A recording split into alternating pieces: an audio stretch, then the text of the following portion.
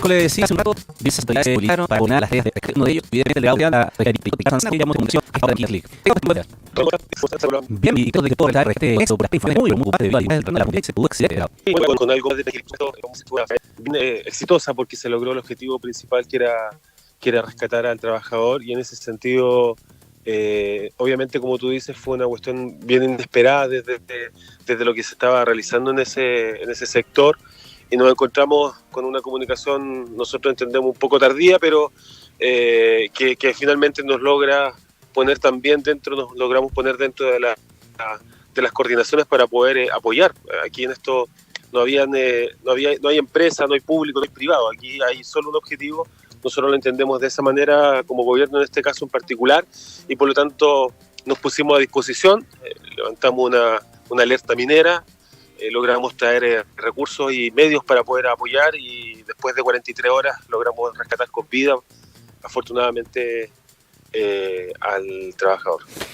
Aclaremos algunos temas antes de ir a la tarea específicamente de cómo se produjo el rescate. Entiendo que mucho de eso ahora es materia de investigación, pero algo se podrá decir. Primero, colgándome un poco de las palabras que usted decía de tal vez una información un poco tardía de lo que ocurrió. Y ahí lo primero en que me quiero detener es que este accidente ocurre el día lunes, pero tuvimos conocimiento recién durante la jornada del día martes, al menos públicamente. Yo no sé si ustedes, las autoridades, cómo recibieron esa información precisamente para hacer las coordinaciones del caso y el apoyo logístico que se necesitaba.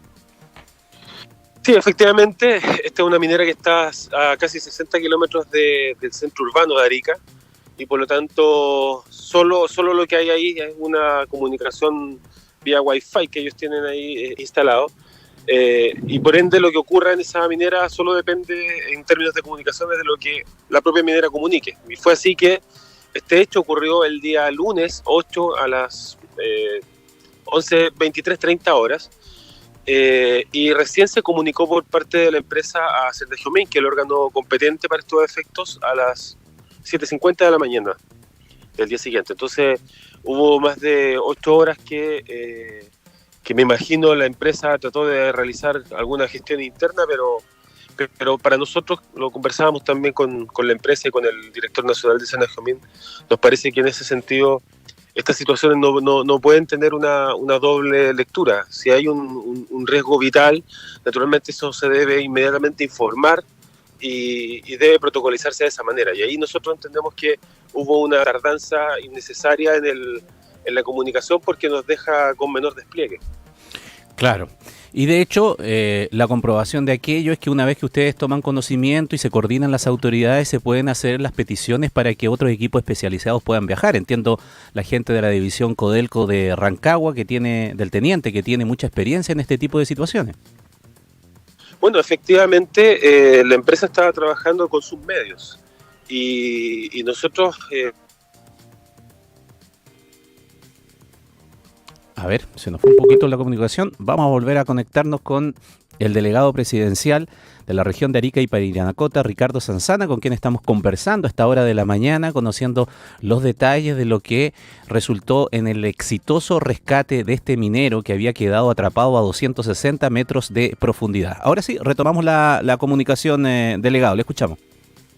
Sí, lo que decía recién Ramón es que efectivamente nosotros, cuando tomamos comunicación y conocimiento del hecho, inmediatamente personalmente envié al Ceremi de Minería a ver cuál era la situación, y yo me trasladé también luego con el director de Senapred y con el director de Cernagiomín, y se levantó una alerta, que es una alerta importante desde la emergencia, que es la alerta minera, que nos permitió movilizar medios también. Entonces desde ese momento, que era aproximadamente las 12 de la noche el día martes, empezamos a hacer los contactos necesarios, y se logró traer equipos especializados desde la minera Codelco, por supuesto, minera estatal. Teníamos también otro equipo de 5 personas más especializadas en Copiapó. Para eso nos contactamos junto a Carabineros. Carabineros puso a disposición un avión para poder trasladarlos. Ya a las 4 de la mañana teníamos un avión en la pista de Copiapó lista para traer a otros 5 expertos en rescate subterráneo. Desde las mineras también se hicieron algunos esfuerzos. La minera Coyahuasi, por ejemplo, de Iquique, mandó una maquinaria, un cargador frontal para apoyar.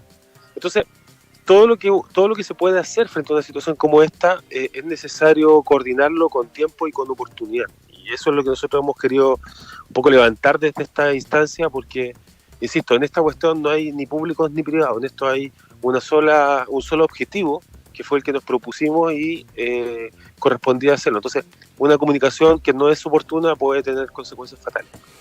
Ahora, delegado, ¿cuáles fueron las principales dificultades que le transmitieron los expertos rescatistas que implicaba hacer la labor para tratar de sacar al minero a tanta profundidad? Sí, pues efectivamente estaba a más de 260 metros de profundidad, estaba completamente cubierto por material rocoso. Él estaba en un vehículo que es un cargador, una especie de cargador frontal, ¿no? Una máquina grande para poder extraer mineral.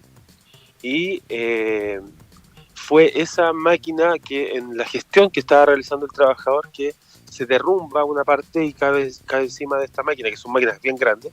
Imagínate la dimensión del derrumbe y lo deja aplastado estando él dentro de la máquina. Entonces la dificultad de esto fue que cada vez que se sacaba material, caía más material desde arriba. Entonces, las primeras 24 horas en las que estuvo trabajando la empresa de manera independiente, lo que ellos hacían era sacar tierra y la tierra se volvía a reponer.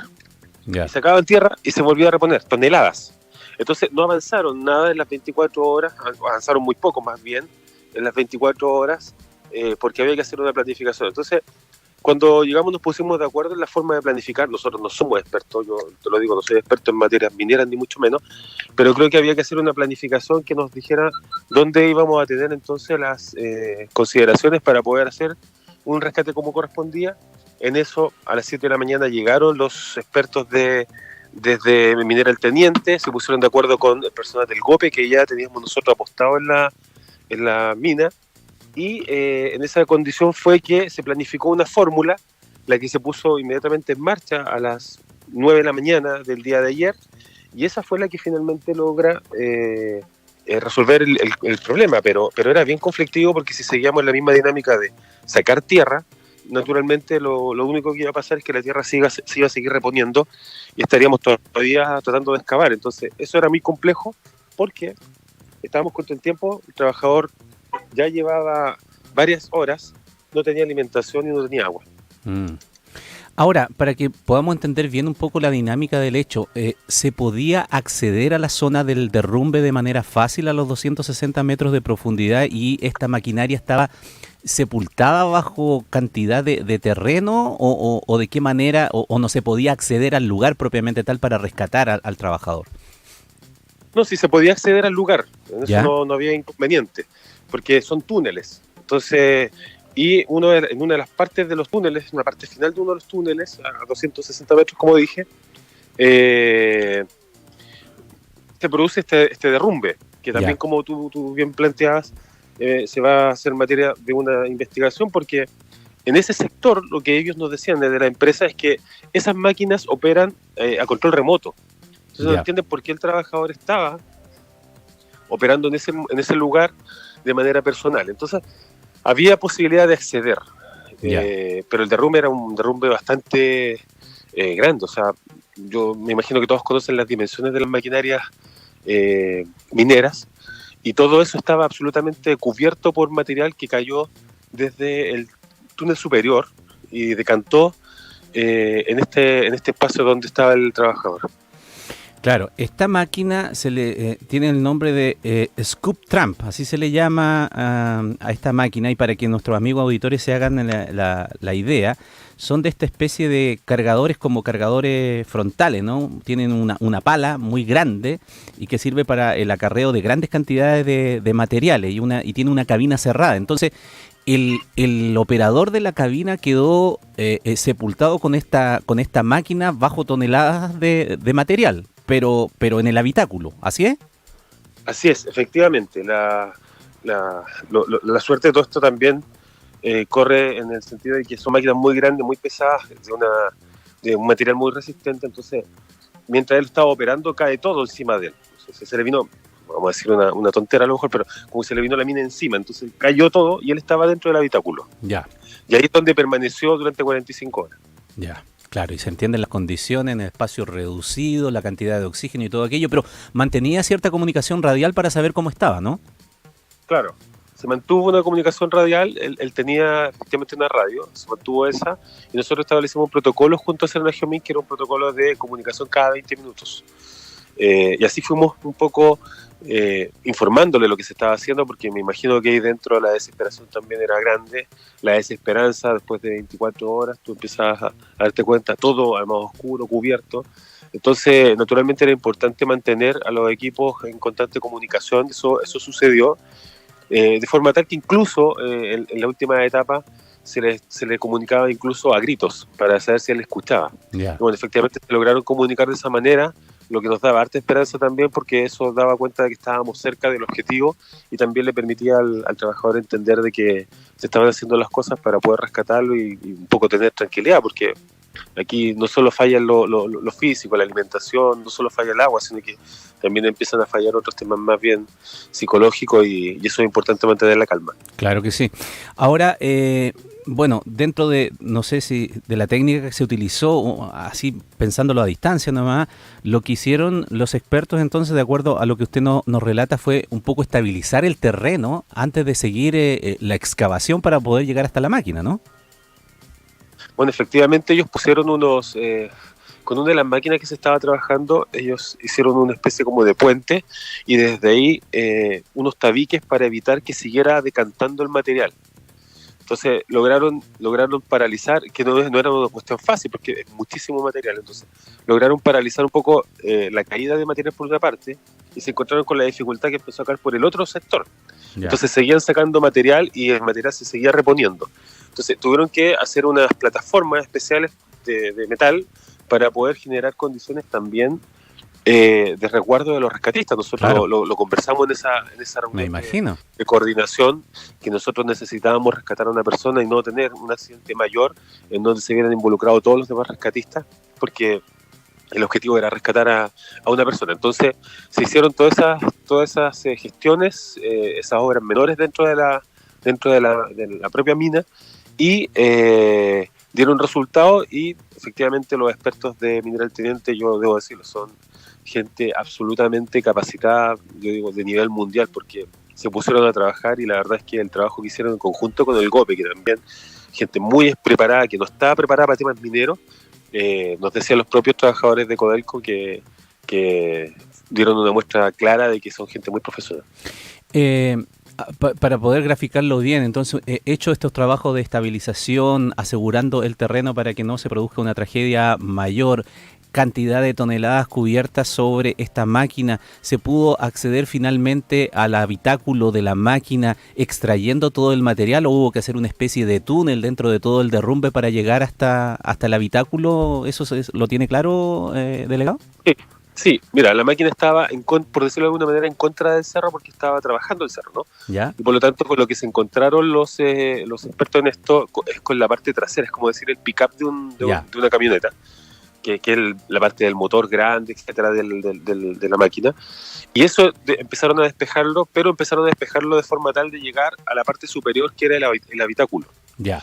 Y los trabajos estuvieron concentrados como objetivo principal en buscar el habitáculo para poder romper la ventana que tiene ese habitáculo y desde ahí extraer al trabajador. Entonces, esa fue la técnica, porque si se trataba de despejar todo el material respecto a toda la máquina era imposible, o sea, estarían todavía acabando. Ah, perfecto, se entiende, ¿no? Un trabajo extraordinario y usted lo pone de relevancia la capacidad que tienen estos expertos, los expertos de Codelco, que tienen un prestigio a nivel mundial que ya fue demostrado en el rescate de los mineros en San José y que afortunadamente todo ese conocimiento ha servido también para terminar con éxito esta tarea que queríamos destacar en el día de hoy, pues estábamos muy angustiados con esta información de solo saber que a 260 metros de profundidad un minero estaba en esas condiciones. Obviamente que uno, como decía al principio, le hace recordar todo lo que como comunidad, como país, sufrimos con los mineros de San José, y esos recuerdos vuelven a la memoria. Así que afortunadamente aquí también el resultado fue exitoso. Y nosotros le queremos agradecer a usted, delegado presidencial de la región de Arica y Parinacota, Ricardo Sanzana, por entregarnos estos antecedentes para comprender mejor, porque además fue bien gráfico ahí para poder entender las dificultades que significó el trabajo de rescate de este trabajador. Muchísimas gracias. Gracias, Ramón. Yo solo decir que el trabajo en esto mancomunado de toda la institucionalidad además y de la empresa privada es la que nos pone en este escenario hoy día. Yo creo que ese es el aprendizaje. Aquí, como dije, vamos a tener que mejorar algunos protocolos seguramente desde San Benjamín para que cuando ocurra una situación así tengamos las alertas, porque el Estado tiene una respuesta y hay que darla de manera oportuna, y eso es lo que ocurrió en esta oportunidad. Muchísimas gracias. Buenos días. Buenos días. Doble clic. Vaya el trabajo, ¿ah? Mientras